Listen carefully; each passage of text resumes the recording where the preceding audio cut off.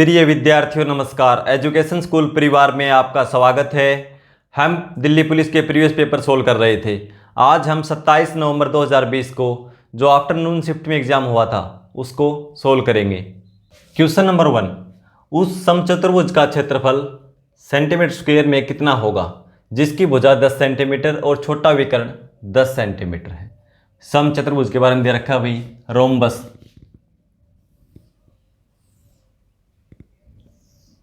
क्या प्रॉपर्टीज होती है इसकी भाई, उसकी भुजा बता रखी है 10 सेंटीमीटर। तो समचतुर्भुज की चारों भुजाएं बराबर होती हैं। ये 10 सेंटीमीटर है तो ये भी 10, ये भी 10, ये भी 10। फिर समचतुर्भुज के दोनों विकर्ण एक दूसरे को समकोण पर समद्विभाजित करते हैं। मतलब क्या है समकोण पर समद्विभाजित? भाई जहाँ भी एक दूसरे को काटते हैं वहाँ उसको दो बराबर हिस्सों में बांटते हैं। मान लो ये और ये दोनों बराबर होगा हिस्सा, यहाँ से यहाँ और यहाँ से यहाँ। ठीक है, ये मान लेते हैं हम ए बी सी डी।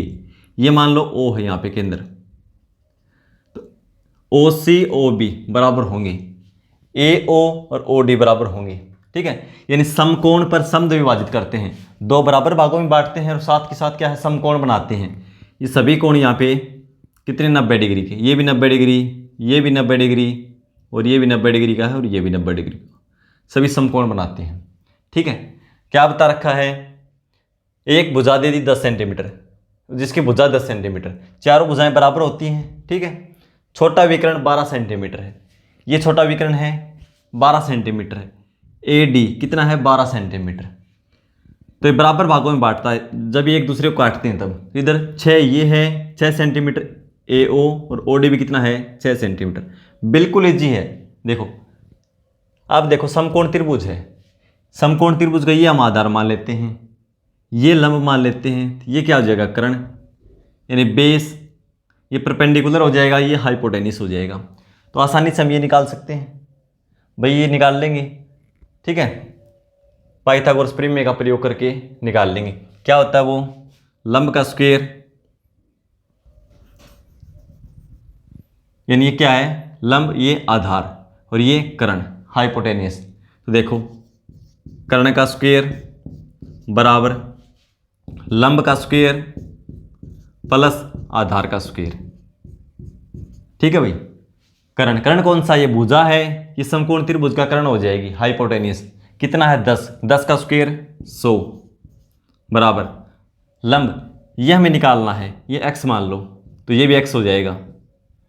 ठीक है, तो क्या हो जाएगा x का स्क्वायर प्लस आधार का स्क्वायर, आधार कितना है 6, 6 का स्क्वायर 36।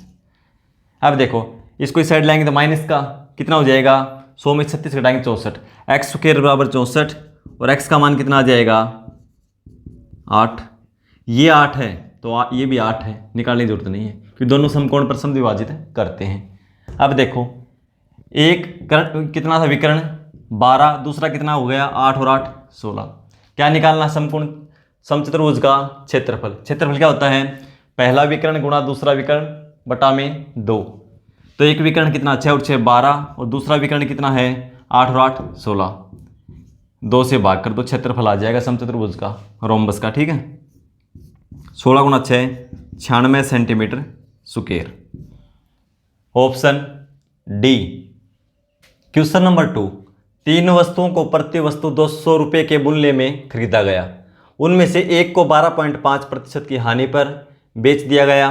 यदि अन्य 2 वस्तुओं को उस मूल्य पर बेचा गया हो जिससे पूरे सौदे में 20% का लाभ हुआ तो 2 वस्तुओं पर होने वाला लाभ प्रतिशत ज्ञात कीजिए।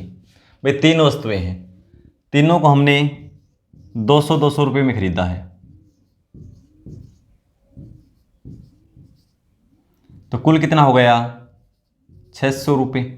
तीनों को प्लस कर देंगे। फिर क्या बताया देखो, एक को 12.5% की हानि पर, तो पहले को मान लो 12%, 12.5% हानि निकाल देंगे इसके ऊपर। तो हानि का मतलब माइनस में लिखेंगे हम, 200 का 12.5%, दशमलव हटाएंगे तो बटा में 10, प्रतिशत लास्ट में लगा देंगे। ठीक है, सभी का 12.5 लिख दिया प्लस फिर 200 का पता नहीं भाई इनको, लाभ पर बेचा गया, किस लाभ पर बेचा गया, हमने मान लिया x प्रतिशत, प्रतिशत सभी इकट्ठा लगाएंगे। तीसरी का भी 200 का x प्रतिशत, और टोटल क्या है, क्या हुआ 600 का 20% लाभ हुआ, इसका 20% लिखो, ठीक है, क्योंकि कुल 20% का लाभ हुआ है। अब इसको सोल्व कर दो। अब देखो 200 तीनों में है, इसमें भी है, इसमें भी है कॉमन, और 200 से ये कैंसिल कर दो, कितना हो जाएगा 3। अब देखो कैंसिल करेंगे, 5 से 25, 5 से 2, दशमलव हटाने के बजाय और भी आसान रहेगा, इसको ऐसे रहने दो, 12.5 ही रहने दो इसको, ठीक है। अब देखो यहाँ क्या बच गया x, यहाँ भी x, और यहाँ पे 12.5, ठीक है। x और x जोड़ेंगे तो 2x बराबर कितना है, 20 गुना 3 60, और ये कितना है 12.5, उस साइड जाएगा तो ये प्लस का हो जाएगा, इस साइड माइनस का है ना, उस साइड जाएगा तो ये प्लस का, तो 12.5 जोड़ देंगे 60 में, कितना हो जाएगा 72.5। x का मान निकालना है, 2 से इसको भाग कर दूं,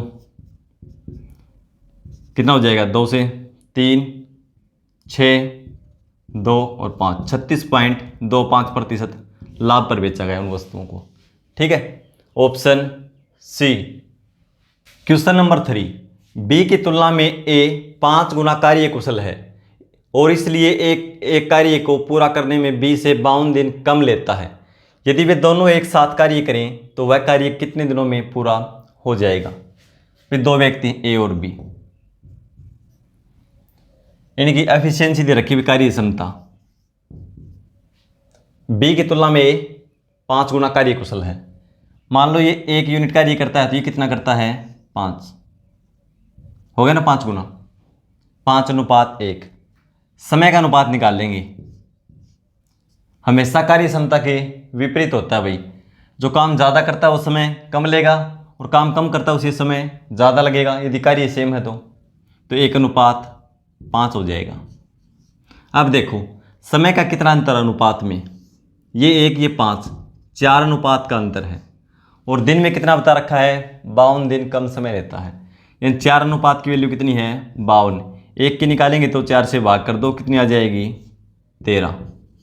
1 अनुपात की वैल्यू 13, तो यानी समय 13 गुणा 1, ये 13 लेता है, ये 13 गुणा 5 65 लेता है, ठीक है।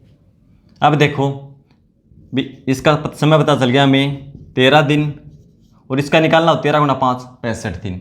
लेकिन क्या पूछ रखा है, दोनों मिलकर एक साथ कार्य करें तो कार्य कितने दिनों में पूरा हो जाएगा। तो कुल कार्य देखो भाई, ए एक दिन में 5 यूनिट कार्य करता है और कितने दिन में समाप्त करता है 13 दिन में, तो कुल कार्य हो जाएगा 13 गुणा 5 65, कुल काम हो जाएगा 65। देखो ऐसे 13 गुणा 5 65, या तो आप ऐसे कर लो, या बी कितना समय लेता है, 1 अनुपात की वैल्यू 13, 5 की हो जाएगी 65, 65 दिन का समय लेता है, और एक दिन में कितना काम करता है 1 यूनिट, तो 65 गुणा 1 65, कुल कार्य हो जाएगा 65 यूनिट, ठीक है। दोनों मिलकर कितने दिन में करेंगे, भाई ए करता है 5 यूनिट, बी करता है 1, दोनों मिलकर करेंगे एक दिन में 5 और 1 6 यूनिट, तो 6 से भाग दे देंगे, 6 से भाग देंगे तो 10 बार में 60 बचेगा 5/6, 10 से ही 5/6 दिन में करेंगे।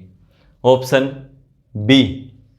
क्वेश्चन नंबर 4, वह छोटी से छोटी संख्या कौन सी है जिसे 12, 21 और 35 से विभाजित करने पर समान शेषफल 2 प्राप्त होता है।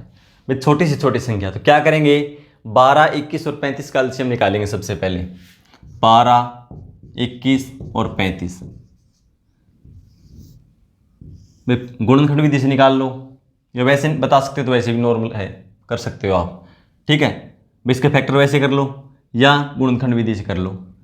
3 से करेंगे 4, 7 और 35, फिर 7 से 4, 1 और 5, ठीक है।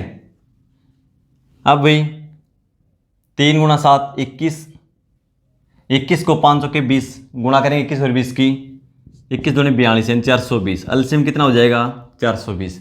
420 वह छोटी से छोटी संख्या है जो 12, 21 और 35 से पूर्णतः विभाजित होती है। लेकिन क्या बोल रखा है कि 2 शेष फल बचना चाहिए। तो क्या करेंगे, 2 इसमें ऐड कर दो, तो तभी तो 2 बचेगा। कितना हो जाएगा, 422 वह छोटी संख्या है जिसे 12, 21 और 35 से विभाजित करेंगे तो प्रत्येक कंडीशन में 2 शेषफल बचेगा। ठीक है, क्योंकि 420 तक पूरा पूरा भाग चला जाएगा, 2 अतिरिक्त वो बच जाएगा। ठीक है, ऑप्शन डी। क्वेश्चन नंबर 5, एक चुनाव में 2 प्रत्याशियों के लिए 3:10 के अनुपात में मतदान हुआ। यदि सभी मत वैध मत हैं और यदि विजेता प्रत्याशी को 1,56,200 मत मिले तो कुल कितने मत डाले गए। वे 2 प्रत्याशी हैं, उनको मत किस अनुपात में मिले हैं, 3:10। वे विजेता के कौन से होंगे, जो जीतता है उसको ज़्यादा मिले वही तो जीतता है। तो ज़्यादा कौन है, ये तो ये विजेता को मिले हैं जो जीता है, और ये हारने वाले को मिले हैं, हारने वाले को। ठीक है, 3:10। और क्या बता रखा है, विजेता को कितने मिले हैं, 1,56,200। इसका मतलब क्या हुआ, 10 अनुपात की वैल्यू कितनी है, 1,56,200। 1,56,200 10 अनुपात की वैल्यू है। 1 अनुपात की वैल्यू निकालेंगे, 10 से भाग दे देंगे। पूछा क्या है, कुल कितने मत डाले गए, तो कुल 10 और 3 अनुपात में 13। 1 अनुपात की वैल्यू ये है, 13 अनुपात की वैल्यू हमें निकालनी है, तो 13 से गुणा कर दो। 0 से 0 कैंसिल, 13 से गुणा करो इसको, 0, 13 गुणा 2 26, 2 13 × 78 और 2 80, 8 13 × 5 65 और 8 73, 7 13 × 13 और 7 20। 2,03,060 मत डाले गए। Option B. क्वेश्चन नंबर 6, यदि 2 धनात्मक संख्याओं के वर्गों का योगफल 2426 है और उनमें से एक संख्या का वर्गमूल 7 है तो दूसरी संख्या ज्ञात कीजिए। भाई 2 संख्या हैं, ठीक है भाई, 2 संख्या मान लो x और y। क्या बता रखा है, उनके वर्गों का योग, यानी स्क्वायर कर दो इनका और फिर ऐड कर दो। कितना है, 2426। उनमें से एक संख्या, मीन दोनों में से एक संख्या क्या है, एक संख्या का वर्गमूल 7 है। वर्गमूल यानी स्क्वायर रूट, भाई उस संख्या का स्क्वायर रूट निकाल रखा है और कितना है वो 7। संख्या निकालेंगे तो वापस उसका स्क्वायर कर दो, कितना हो जाएगी संख्या, 49। ठीक है भाई, उसका वर्गमूल 7 है, तो संख्या निकालेंगे वापस, तो वापस इसका स्क्वायर कर दो, कितना हो जाएगी संख्या, 49। ठीक है,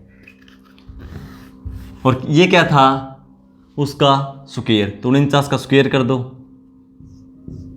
प्लस y का स्क्वायर, कितना है 2426। ठीक है, अब इसका स्क्वायर करेंगे 49 का, इस साइड प्लस में है उस साइड आके माइनस में हो जाएगा, तो y स्क्वायर बराबर, इसका स्क्वायर कितना होता है, शॉर्ट ट्रिक हमने सीख रखी है। 50 से कितना कम है ये 1, तो क्या करेंगे 25 में से 1 घटा दो, कितना होगा 24, यहाँ लिख लो। कितना कम था 1, तो 1 का स्क्वायर 1 होगा, यदि सिंगल अंक का है तो 0 लगा के लिख दो, यानी 0 1। कितना बचेगा 25, यानी y स्क्वायर बराबर 25, तो y का मान कितना आ जाएगा 5। दूसरी संख्या क्या है 5। Option A. क्वेश्चन नंबर 7, ए ने 9,000 रुपये की धनराशि 5% वार्षिक साधारण ब्याज पर 3 वर्षों के लिए उधार ली। उसने यह धनराशि 7% साधारण ब्याज दर पर 3 वर्षों के लिए बी को उधार दे दी। उसे प्राप्त होने वाला लाभ ज्ञात कीजिए। ए ने क्या किया, धनराशि उधार ली थी 9,000 रुपये की, और दर कितनी थी 5%, और समय कितना था 3 वर्ष। ये समय है टाइम, ये रेट और ये प्रिंसिपल। लेकिन उसने बी को दे दी, सेम राशि दी यही 9,000 और दर 7% कर दी और समय वही 3 वर्ष। तो इसको कितना फ़ायदा हुआ, तो देखो रुपए कितने थे 9,000, इसने 9,000 दे दिए। रेट दर यानी 5% वार्षिक ब्याज पे इसने उधार लिया था, 7 पे दे दिया, यानी 2% बढ़ा दी। समय भी क्या है सेम, तो हम इस धनराशि पर 2% के हिसाब से ब्याज निकाल देंगे, क्योंकि फ़ायदा तो 2% का ही होगा ना। तो मूलधन गुणा दर, 5 से 7 यानी 2% एक्स्ट्रा मिले उसको, मूलधन गुणा दर गुणा समय, समय दोनों में सेम था, और बटा में 100। ठीक है, 2 0 से 2 0 कैंसिल, 3 गुणा 2 6, 6 निम 54, यानी 540 रुपये का फायदा होगा। किसको होगा? ए को। Option A. क्वेश्चन नंबर 8, एक आयत की लंबाई एक वृत्त की त्रिज्या का 2/5 है। वृत्त की त्रिज्या एक ऐसे वर्ग की भुजा के बराबर है जिसका क्षेत्रफल 4900 वर्ग मीटर है। यदि आयत की चौड़ाई 20 मीटर है तो उसका क्षेत्रफल वर्ग मीटर में कितना है? भाई क्या बता रखा है, देखो भाई जो आयत की लंबाई है वो वर्ग की त्रिज्या का 2/5, और वर्ग की त्रिज्या एक वर्ग की भुजा के बराबर है, और वर्ग का क्षेत्रफल दे रखा है। तो पहले क्या करेंगे, वर्ग की भुजा निकाल लेंगे। भाई ये होता है वर्ग,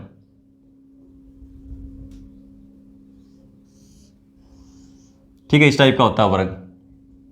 और उसका क्षेत्रफल क्या होता है, देखो चारों भुजाएं बराबर होती है वर्ग की। क्षेत्रफल ए स्क्वायर, लंबाई गुणा चौड़ाई दोनों सेम होती हैं इसमें, ठीक है, ए स्क्वायर। और ए स्क्वायर का मान क्या दे रखा है, वर्ग का क्षेत्रफल 4900 वर्ग मीटर। ए का मान निकालेंगे तो इसका वर्गमूल निकाल दो। भाई 2 0 हैं, इसके बदले में 1 0 आ जाएगी, 49 का वर्गमूल 7। यानी भुजा कितनी इसकी 70 मीटर है ना, तो मीटर 70 मीटर हो जाएगी। और ये किसके बराबर है, वृत्त की त्रिज्या के बराबर। तो वृत्त की त्रिज्या भी कितनी होगी 70 मीटर। और आयत की लंबाई क्या बता रखा है, आयत की लंबाई, आयत की लंबाई त्रिज्या का 2/5। तो भाई त्रिज्या और वर्ग की भुजा बराबर हैं, और लंबाई हो जाएगी इसका 2/5। ठीक है, कितनी हो जाएगी 14 गुणा 2 28 मीटर। पूछा क्या, आयत का क्षेत्रफल। आयत का क्षेत्रफल होता है लंबाई गुणा चौड़ाई। लंबाई 28 है और चौड़ाई इसमें बता रखी है 20 मीटर। तो 28 गुणा 2 56, 1 0 लगा दो, 560 वर्ग मीटर आयत का क्षेत्रफल होगा। Option D. क्वेश्चन नंबर 9, ये क्वेश्चन सिंप्लीफिकेशन से संबंधित है। इस क्वेश्चन को सोल्व करके आंसर कमेंट बॉक्स में लिखेंगे। मिलते हैं अगली क्लास में, धन्यवाद।